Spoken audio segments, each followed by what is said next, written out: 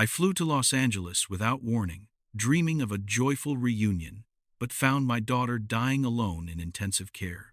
Meanwhile, her husband was partying on a luxury yacht, spending my money on champagne and entertainment. Enraged by his betrayal, I left him penniless. An hour later, he lost his mind, and that was just the beginning. Before we continue, please subscribe to the channel and write in the comments what time it is where you are now. I pulled out my phone as the plane began its descent into LAX, fingers trembling slightly as I typed, landing in 20 minutes. This will be the best surprise of her life. The send button felt like a promise I was about to keep. 3 years, too long. The photograph in my wallet had become soft at the edges from handling. Matilda laughing in her kitchen, Flower dusting her dark hair, Emma missing her front tooth, grinning beside her. Little Jack holding up a crayon masterpiece. I'd looked at it every day since Martha died. But today felt different. Today, I was finally doing something about the ache in my chest. Folks, we're beginning our final approach into Los Angeles International Airport. My weathered hands gripped the armrests as familiar anticipation coursed through me.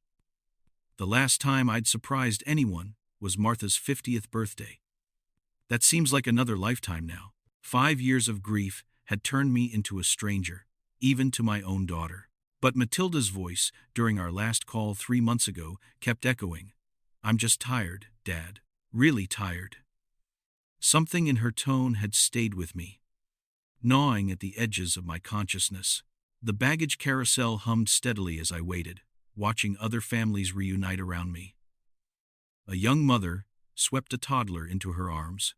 An elderly couple embraced their son. Soon, that would be me and Matilda. Except she didn't know I was coming. "Studio City, please." I settled into the Uber, showing the driver the address on my phone. "Going to see my daughter. She doesn't know I'm coming. Surprise visits are the best," he replied in accented English, pulling into LAX traffic. "My family in Guatemala. They love when I show up unexpected." The freeway stretched endlessly ahead, palm trees swaying in the April afternoon breeze. LA looked exactly as I remembered from my last visit. Sprawling, sun-soaked, nothing like the small Texas town where I'd raised Matilda. She'd always been drawn to bigger things, brighter lights. Martha used to say, "Our daughter got her adventurous spirit from me back," when I still believed in taking risks. I tried calling Matilda twice during the drive, finger hovering over her contact, then hanging up before it could ring. No. Better to surprise her in person. The look on her face would be worth the 4-hour flight and my aching back. "This the place?" The driver pulled up to a neat house with white shutters and a small front garden. "Perfect." I handed him cash, grabbed my overnight bag, and stood on the sidewalk as he drove away. The afternoon sun felt warm on my shoulders as I walked toward the front door, rehearsing what I'd say. Maybe I'd start with a joke about her old dad finally figuring out how to use airline booking websites. Or perhaps I'd just open my arms and wait for her to run into them like she used to when she was 8. I reached into my bag and pulled out the small gift I'd brought. A hand-carved wooden jewelry box I'd made in my garage workshop. Something to keep her grandmother's ring safe until Emma was old enough. Martha would have loved seeing it passed down. The doorbell waited under my finger, and for a moment, I just stood there savoring the anticipation. 3 years of phone calls and text messages were about to become real hugs and shared meals and stories told face to face. I pressed the button and heard the familiar chime echo inside. Then, silence. I pressed the doorbell again, holding it longer this time. The chime rang through what sounded like an empty house, followed by that same hollow quiet. "Matilda, it's Dad," I called out, knocking on the doorframe. Maybe they were in the backyard or upstairs with music playing. Kids could be loud. Perhaps they simply hadn't heard. The silence stretched on. I stepped back and looked at the house properly for the first time. The rose bush by the front window had turned brown at the edges. Petals scattered across the walkway like discarded confetti. When had Matilda stopped tending her garden? She used to send me photos of her roses every spring. Walking around to the side gate, I peered through the slats into the backyard. Empty patio furniture sat covered in a fine layer of dust, and the small vegetable patch she'd been so proud of had withered to brown stems. A child's tricycle lay on its side near the back door, one wheel still spinning lazily in the breeze.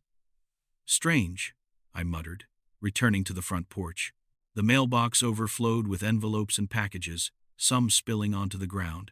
I picked up a few pieces: electric bills from 3 weeks ago, advertising circulars, a package addressed to Gary that looked like it had been sitting in the California sun for days. The latest postmark I could see was from 10 days ago. My heart began beating faster, that familiar engineer's instinct kicking in. When systems fail, there's always a logical explanation. I just needed to gather more data. I cooped my hands against the living room window, pressing my face to the glass. Dark inside, curtains drawn, no movement, no television flickering, no sounds of family life. The house felt abandoned, though I could make out familiar shapes: Matilda's art easel in the corner, Jack's toy cars scattered on the coffee table. "Excuse me, are you looking for the McCoys?"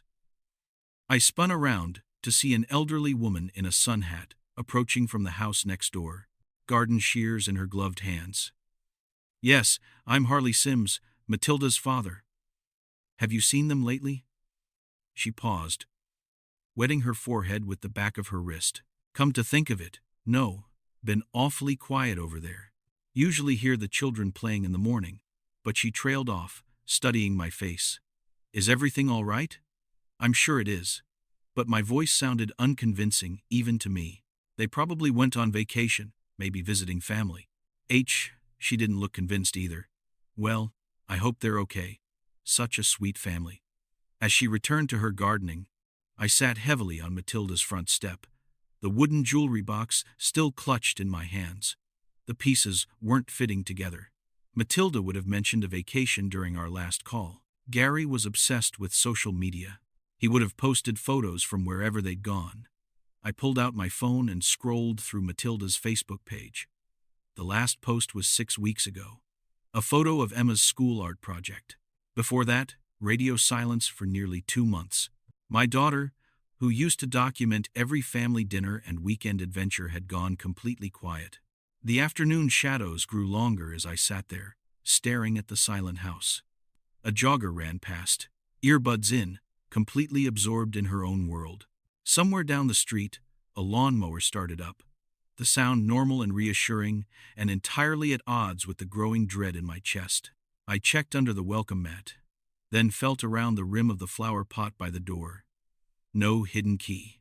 The front door handle turned uselessly in my grip. Locked, of course. "Okay, Harley," I said aloud, trying to steady my nerves. "Don't panic. There's a logical explanation." But, as I sat on that porch step, surrounded by signs of abandonment and neglect, I couldn't shake the feeling that my surprise visit had revealed something much worse than an empty house. Time to call Matilda. My thumb hovered over Matilda's contact for a moment before I pressed it, listening to the dial tone with growing anxiety. 1 ring. 2. 3. Straight to voice B to voicemail. "Hi, you've reached Matilda. Leave a message, and I'll get back to you as soon as I can." Her cheerful, recorded voice made my chest tighten. I hung up and immediately dialed again. Same result. Voicemail after 4 rings. Either her phone was dead or she was deliberately not answering. Third time I let it ring longer, determined to leave a message, if nothing else. "Hello." The voice that answered wasn't Matilda's. Male, professional, cautious. "Matilda, this is Dad. I'm in Los Angeles. I wanted to surprise you, but nobody's home. And sir, this is Dr. Rivera from Cedars-Sinai Medical Center. Are you a family member of Matilda McCoy?" The world tilted sideways. I gripped the phone tighter, my other hand pressing against the porch railing for support. "What? Yes, I'm her father. Why do you have her phone? Where is she?" A pause that lasted forever. "Mr. Sims, I'm very sorry to inform you that your daughter is currently in our intensive care unit. She's been receiving treatment for advanced cancer, and her condition is critical." The words hit me like physical blows. Cancer. Critical. My vision blurred at the edges. That's impossible. My voice came out strangled. I talked to her 3 months ago. She was fine. She was just tired from chasing the kids around. Sir, I understand this is shocking news. Stage 4 cancer can progress rapidly, and patients often don't share their diagnosis with family members immediately. She's been under our care for several weeks now. Several weeks. The neglected garden, the overflowing mailbox, the silent house.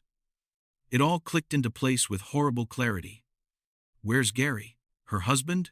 Where are my grandchildren? Another pause.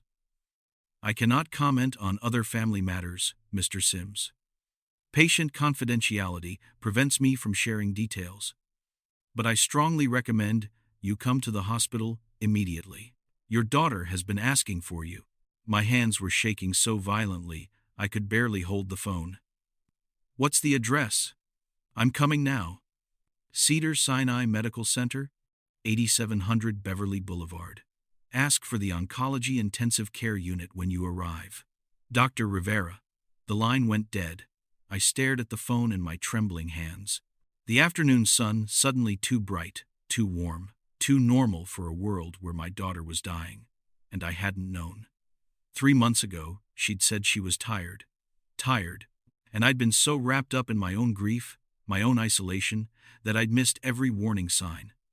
The wooden jewelry box fell from my lap, clattering on the porch steps. Martha's ring was supposed to pass to Emma someday. But what if there wasn't going to be a someday? What if I was too late?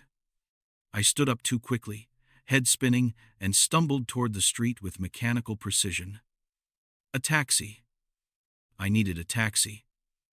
The hospital address burned in my mind. 8700 Beverly Boulevard. Oncology Intensive Care Unit.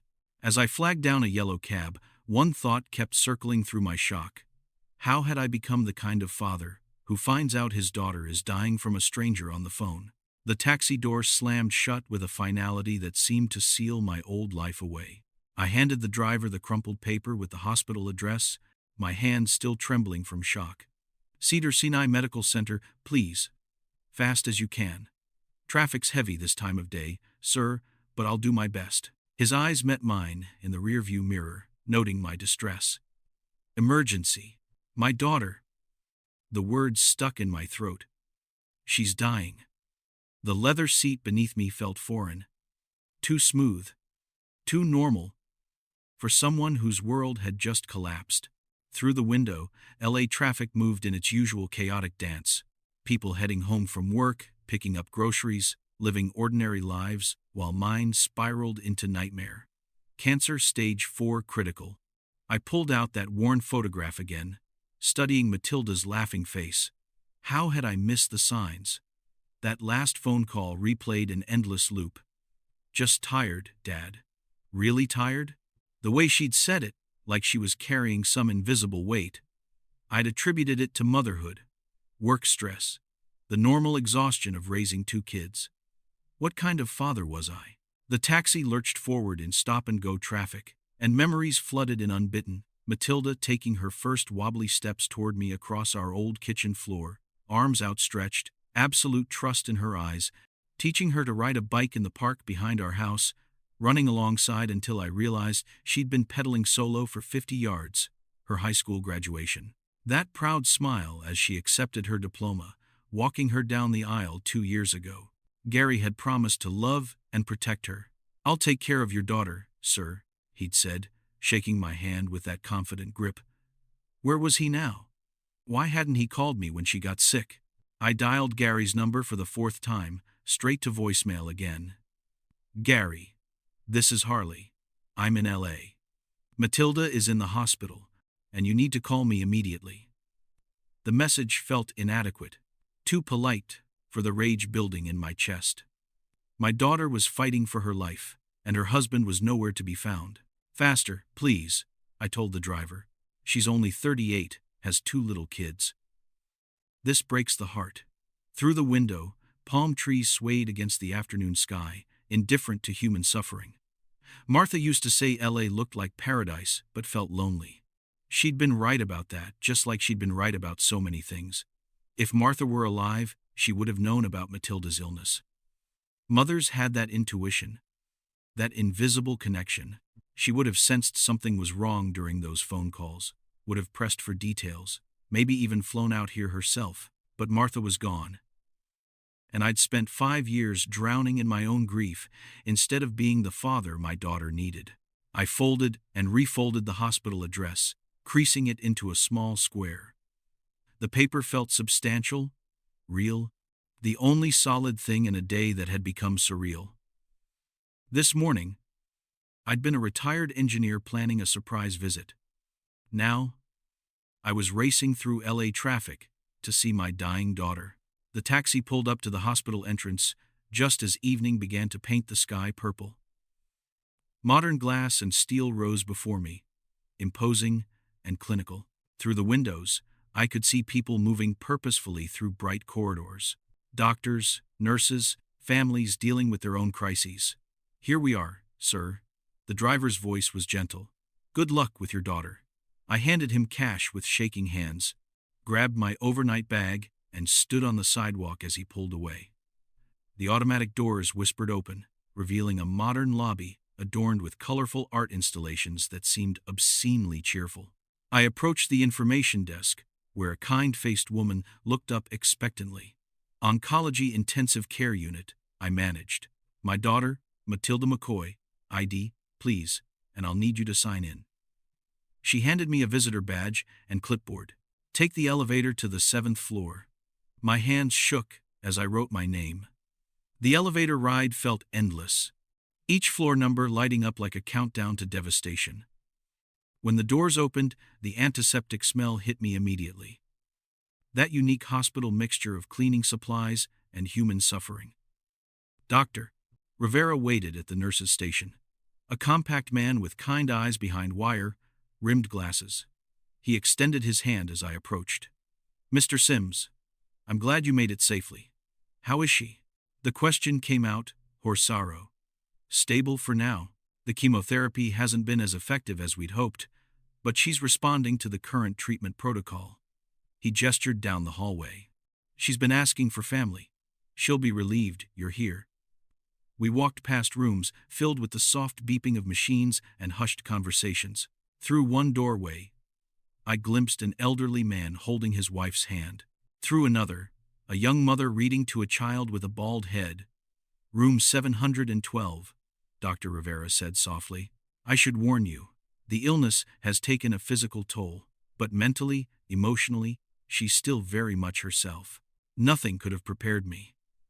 Matilda lay propped up in the hospital bed, connected to monitors that tracked her heartbeat in steady green lines. IV tubes snaked from her arms to bags of clear fluid hanging on metal poles. She looked so small, so fragile, a shadow of the vibrant woman who danced at her wedding. But when she saw me, her face transformed with the most beautiful smile. "Daddy." The word came out as a whisper, but it hit me like a freight train.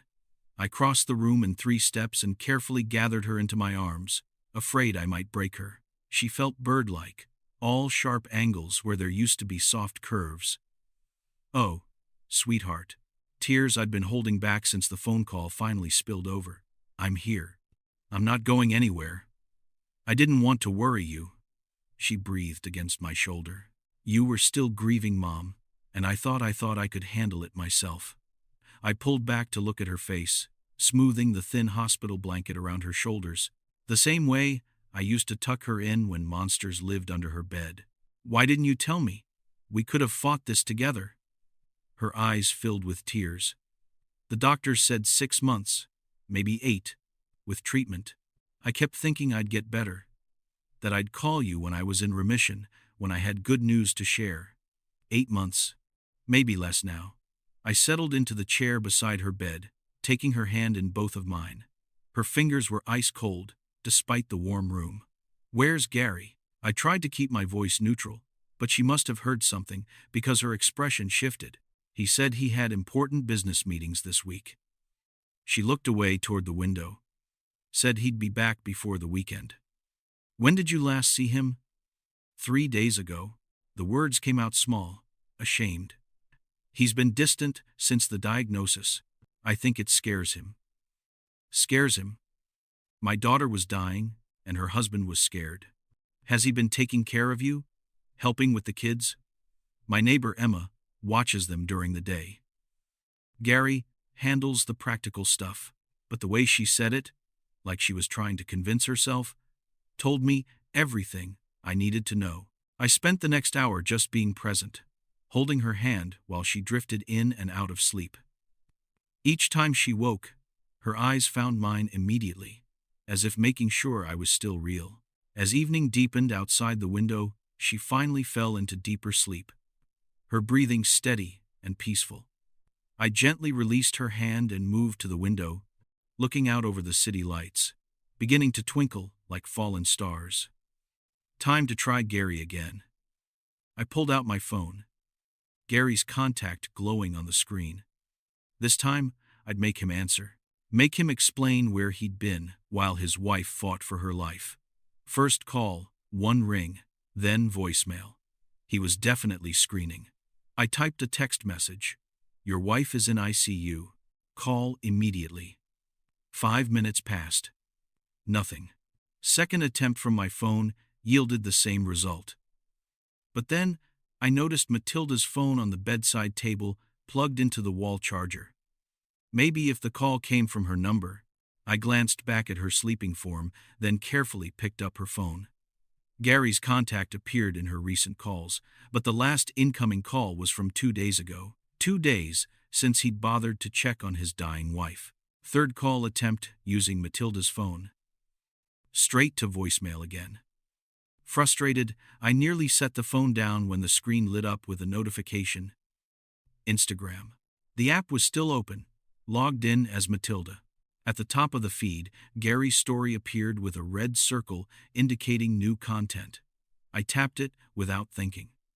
The first image made my blood freeze. A luxury yacht deck gleaming in afternoon sunlight. Champagne glasses catching the sun. Someone's manicured hand holding the flute in a toast gesture. The timestamp read 2 hours ago. I swiped to the next story. Gary's face filled the screen, grinning broadly, arms around 2 other men I didn't recognize. All 3 wore expensive sunglasses and looked like they'd stepped out of a magazine ad. Behind them, the Pacific Ocean stretched to infinity. The caption read, "Living my best life with the boys." Posted 90 minutes ago. While I was learning my daughter had cancer, my vision blurred with rage, but I forced myself to continue documenting. Screenshot after screenshot.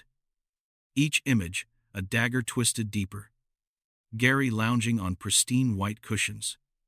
Gary diving off the yacht's diving platform. Gary raising another champagne glass as sunset painted the sky orange. The final story video showed him addressing the camera directly. Nothing like a few days away from reality to clear your head. You know, sometimes you just got to live a little away from reality. His wife was connected to machines, and he was talking about getting away from reality. I checked the location tags. Marina del Rey, less than an hour from this hospital. My hands shook as I typed another message. I see you're having fun. Your wife is dying. Call me. Then another. I have screenshots. We need to talk. Still no response. I paced the small room quietly, trying not to wake Matilda, my mind racing through implications. I was only beginning to understand that yacht rental had to cost thousands per day. Gary was a business consultant, successful, but not yacht rental, for fun, successful. Where was the money coming from?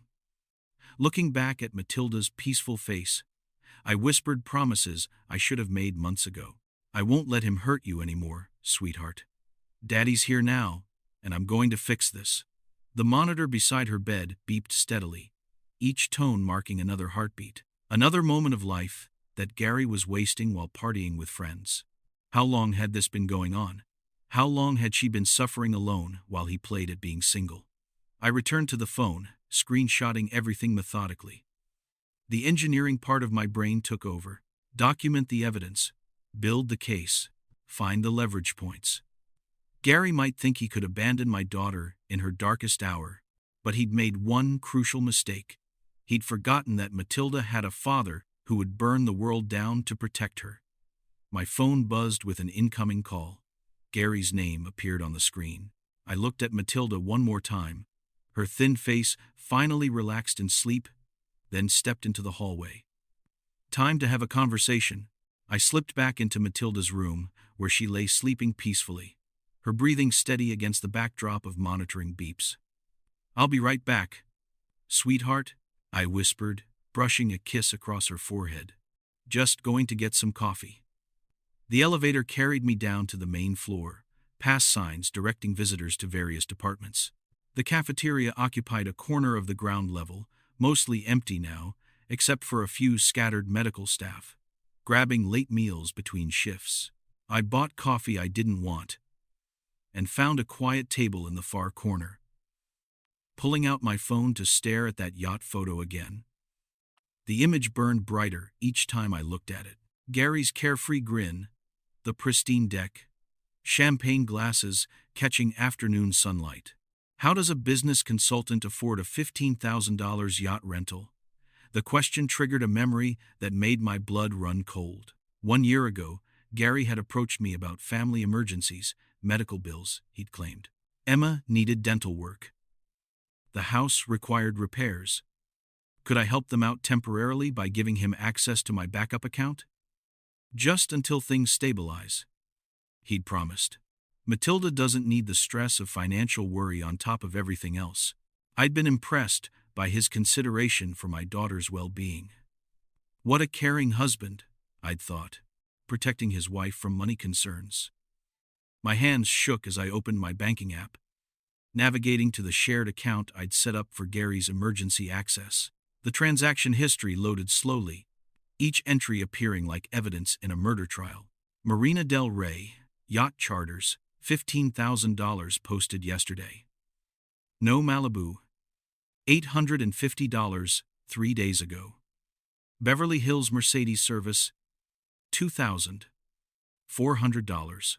Last week, Rodeo Drive shopping $3,200 10 days ago. The list went on and on. A months-long pattern of luxury sound spending while my daughter wasted away in a hospital bed. Every dollar he'd blown on champagne and yacht parties had come from my account. Every designer purchase, every expensive dinner, every moment of his freedom had been funded by the father of the wife he'd abandoned. I screenshot every transaction, my engineer's mind methodically building a case. The dates told the story. As Matilda's condition worsened, Gary's spending increased. While she was receiving her first rounds of chemotherapy, he was shopping on Rodeo Drive. While she was losing her hair to treatment, he was dining at 5-star restaurants. The parasitic son of a I stopped myself before the anger could fully consume my thinking. Rage was useful, but cold calculation would serve Matilda better. I pulled out a small notebook and began writing down key information. Account numbers, transaction IDs. A systematic approach to cutting off Gary's financial lifeline. He'd made one crucial mistake. He'd used my money to finance his betrayal. Time to show him what happens when you cross a Texas engineer who spent 40 years solving complex problems. The hospital cafeteria hummed quietly around me.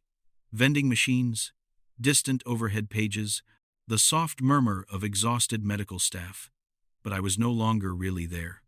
My mind was in full strategic mode, identifying vulnerabilities and planning countermoves. Gary thought he could party his way through his wife's terminal illness on my dime. He was about to learn that every action has consequences, and some consequences arrive with mathematical precision.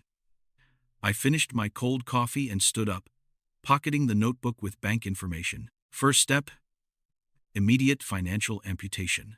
Cut off his access completely before he could spend another cent of my money. Second step would be more personal. I found a quiet alcove near the hospital chapel, settling into a wooden chair with my phone and notebook spread before me. The irony wasn't lost on me. Planning financial warfare steps away from a place of sanctuary I had no intention of seeking. The bank's emergency line answered on the third ring. First, National Emergency Services. This is Amanda speaking. How can I help you tonight? This is Harley Sims, Account holder. I need to revoke authorized access on my accounts immediately. I kept my voice steady, professional. I'll need to verify your identity first, Mr. Sims. Can you provide your social security number and your mother's maiden name? I rattled off the information while checking my notes. 45 years of banking with the same institution meant they knew my voice.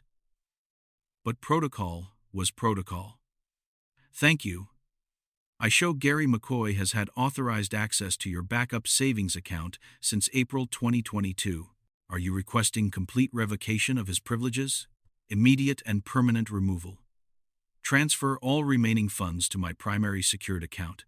I need to inform you, this action is irreversible and may affect any automated payments or services linked to that account. Are you certain you want to proceed? Cancel everything associated with his access. Every automatic payment, every linked service, every recurring charge. Each word came out crisp. Final. One moment, please. While I processed these changes, the hold music played while I watched a security guard walk past, nodding respectfully. Normal hospital evening routine continuing, while I systematically dismantled Gary's financial foundation. Mr. Sims. I've revoked Mr. McCoy's access to the savings account and initiated transfer of remaining funds. That's $127,000 moving to your primary account. I'm also showing 3 credit cards with authorized user status in his name. Shall I cancel those as well? $127,000. Gary had been living off my money for 2 years while my daughter suffered in silence. Cancel every card. Remove him as authorized user on all accounts. Delete his contact information from emergency notifications. Processing now. Okay. That's complete. Mr. McCoy will receive notice that his cards have been deactivated and any attempted transactions will be declined. Is there anything else I can do for you tonight? Set up fraud alerts if anyone tries to access these accounts using his information. Already in place, sir. You'll receive confirmation emails within the next few minutes. I hung up and immediately opened my banking app to verify the changes. Account access revoked. Credit cards canceled. Automatic payments terminated. The digital paper trail showed Gary's financial lifeline had been severed with surgical precision. My phone buzzed with the first confirmation email, then another. Each notification felt like justice delivered in electronic format. Let's see how long the yacht party lasts when his credit cards start getting declined. I closed the notebook with a satisfying snap and pocketed my phone. The engineering part of this problem was solved. Identify the system failure. Isolate the problematic component. Remove it permanently. Gary's access to my resources now existed only in his own deluded imagination. Standing up from the chair, I felt lighter than I had in hours. Not because the weight of Matilda's illness had lifted. That burden would stay until she recovered, or until she didn't. But the crushing realization that I'd been unknowingly funding her abandonment, that particular torture, was over. Gary could keep his yacht for tonight. Tomorrow, when those cards started declining and his calls went unanswered, he'd discover what happens when a parasite loses its host. I walked back toward the elevator, past the chapel door that remained slightly ajar, past the nurse's station where evening shift changes were occurring, normal hospital rhythms continuing, while one small piece of justice had been quietly administered. Matilda was awake when I returned, staring at the ceiling with that distant expression I'd seen too often today. The room glowed softly from monitoring equipment, creating an intimate space separate from the harsh hospital world beyond her door. "Hey, sweetheart, how are you feeling?" I sat down my untouched coffee and pulled the chair close to her bedside. "Better now that you're here." She turned toward me, and I could see something had shifted while I was gone. "Dad, I need to tell you something about Gary." I took her hand, noting how cold her fingers felt despite the warm room. The words came out slowly, like she was testing each one for safety. The freelance design work got harder when Jack was calicky, and Gary said I was a burden. My free hand clenched into a fist under the hospital blanket, but I kept my voice gentle. A burden? You're raising 2 children. He said the medical bills were ruining his future plans, that he'd married a partner, not a patient. She looked away, shame coloring her cheeks. When the cancer diagnosis came, he just shut down. Started staying out later, making excuses about work meetings. What kind of man abandons his sick wife? I couldn't keep all the anger out of my voice. I kept thinking if I got better quickly, if I didn't complain about the treatment, maybe he'd come back to us. Be the father Emma and Jack deserve. Tears started sliding down her cheeks. But he's not coming back, is he, Dad? I smoothed her hair back from her forehead the same way I used to when she was 7 and afraid of thunderstorms. Sweetheart, you are perfect exactly as you are. Any man who can't see that doesn't deserve you. I feel so stupid for defending him to you all these years, making excuses for why he never called you back, why he was always too busy for family visits. She squeezed my hand with what little strength she had. You were right about him from the beginning, weren't you? I'd never said a negative word about Gary to her face. But fathers see things wives choose not to notice. I was wrong about one thing. I thought he at least loved you. Even if I didn't like him. I never imagined he'd leave you to fight this alone. The worst part is telling Emma why Daddy isn't here anymore. She keeps asking when he's coming home. Matilda's voice broke completely. How do you explain to a 6-year-old that her father chose his comfort over her mother's life? A nurse entered quietly to check vitals, giving us a moment's pause. When she left, I leaned closer to Matilda. You don't have to worry about any of that anymore. Focus on getting better. I'll handle everything else. Dad. I can't ask you to. You're not asking. I'm telling you. Your only job is healing. Leave. Gary. Leave the finances. Leave everything else to me. I kissed her forehead.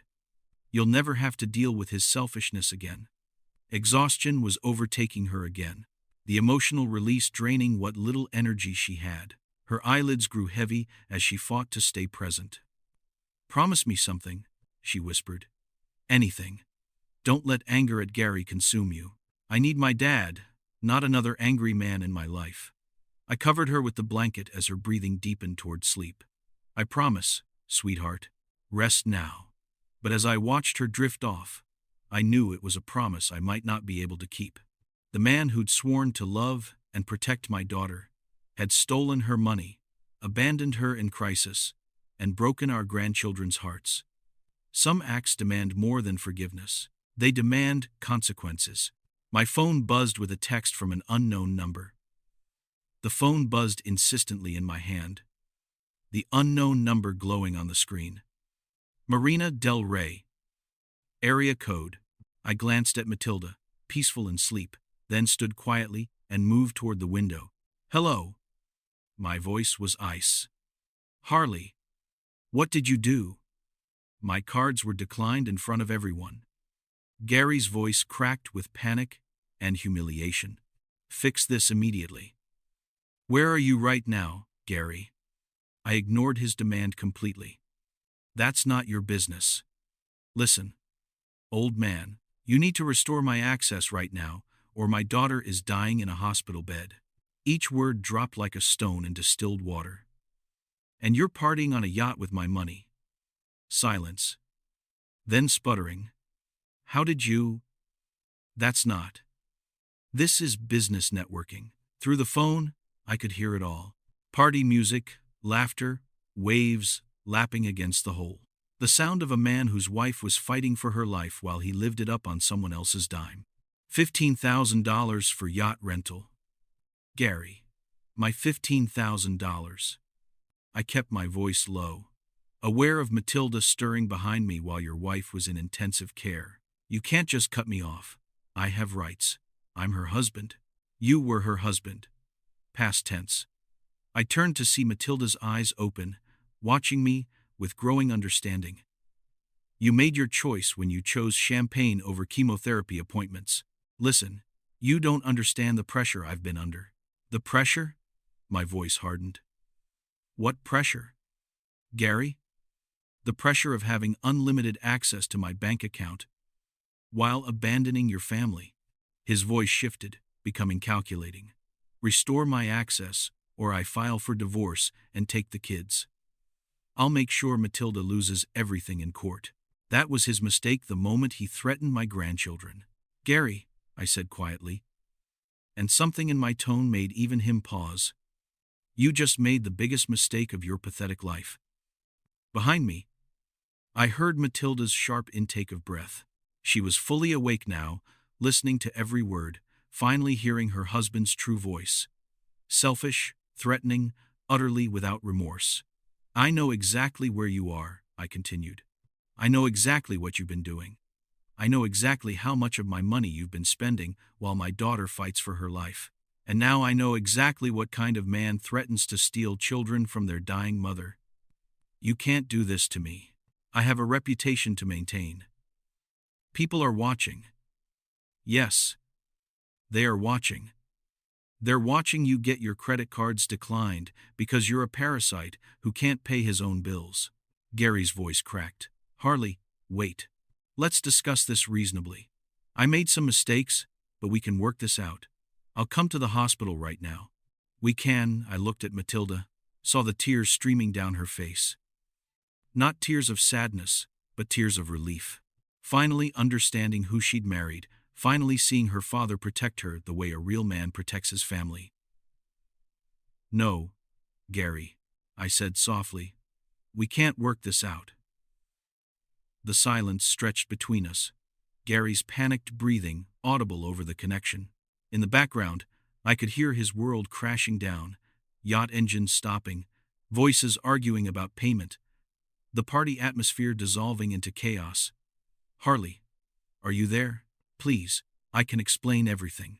I turned from the window and walked to Matilda's bedside, taking her hand while keeping the phone pressed to my ear, her fingers intertwined with mine, squeezing tight in support. Gary, you chose a yacht over your dying wife. You chose parties over your children.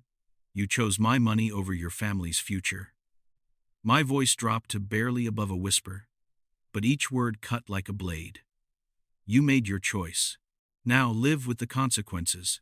I can change. I'll be different. I'll come home and take care of everyone. If you ever approach my daughter or grandchildren again, I will destroy you completely. Matilda's grip tightened, her eyes wide as she finally heard the protective father she'd needed all along. Financially, legally, socially, I will make sure everyone knows exactly what you are. You can't do this. I have rights. I'm her husband. You abandoned your sick wife for yacht parties. You stole money from her father to fund your selfish lifestyle. You threatened to take children away from their dying mother. I paused, letting each fact sink in. What court do you think will side with you? His voice broke completely. I have nowhere to go. My friends won't even look at me after the card thing. The yacht company is threatening to call the police. I made mistakes, but everyone deserves a second chance. You had your second chance every single day for the past 6 months. Every day you chose not to be here. Every day you chose not to hold her hand during treatment. Every day you chose parties over family. Matilda was crying now, but they were tears of liberation. 20 years of making excuses for Gary's behavior, and now she was hearing her father speak the truth. She'd been too afraid to voice. Please, Harley, I'm begging you. Just give me enough to get home. And we can. No. The word hung in the air like a final judgment. You're done, Gary. Done with my money. Done with my family. Done hurting people I love. But I don't have anywhere to. I hung up and immediately blocked his number. The action, as final as slamming a door. Then I sat beside Matilda's bed and pulled her hand to my lips, kissing her knuckles the way I used to when she was small and scared. Thank you, Daddy, she whispered. You never have to thank me for protecting you, sweetheart. That's what fathers do. She squeezed my hand tighter. I was so afraid to leave him. Afraid of being alone with the kids. Afraid of admitting I'd made such a terrible mistake. You're not alone. You'll never be alone again. I smoothed her hair back from her forehead, And it wasn't your mistake. It was his. Every selfish choice, every cruel word, every moment, he chose himself over his family. That's on him, not you. For the first time since I'd arrived in Los Angeles, Matilda smiled. A real smile, full of hope instead of fear.